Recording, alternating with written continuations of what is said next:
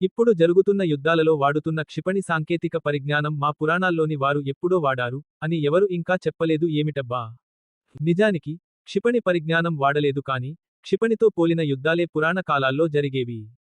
ఉదాహరణకు రెండు దేశాలు మధ్య చర్చలు విఫలమయ్యాయి. యుద్ధం తథ్యం అని ఒక రాజు తన వేగు ద్వారా మరో రాజుకి తాళపత్రం మీద రాసి నోటీసు పంపాడు. ఇద్దరు యుద్ధానికి బయలుదేరి ఒకచోట ఎదురుపడ్డారు. వారు నిలబడ్డ ప్రదేశం ఏ దేశం వారిదో స్పష్టత లేదు. యుద్ధం చేయబోతున్న నాయకుల మధ్య 5 నుంచి 10 గజాల దూరం ఉంటుంది. కవ్వింపు డైలాగులు, పద్యాలు అయిపోయిన తర్వాత ఇరువురు బాణాలు ఎక్కుపెడతారు. ఈ ఎక్కుపెట్టిన బాణాలు ఒకరిపై ఒకరు అనుకోకండి. అచ్చం ప్రస్తుతం వినియోగిస్తున్న క్షిపణుల మాదిరి ఆకాశంలోకి ప్రయోగిస్తారు. అవి రెండూ ఢీకొని, పోరాడి ఒకటి కింద పడిపోతుంది. గెలిచిన బాణం ఏమవుతుందో స్పష్టత లేదు. ఆ తర్వాత గధలతో నేరుగా యుద్ధానికి సిద్ధపడతారు. అంటే బాణాలతో చేసింది క్షిపణుల యుద్ధం అయితే, గధలతో చేస్తున్నది భూతల యుద్ధం.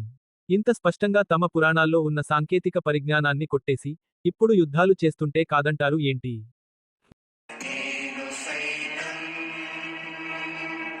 మిత్రులారా, దయచేసి సబ్స్క్రైబ్, లైక్, కామెంట్, షేర్ చేయండి.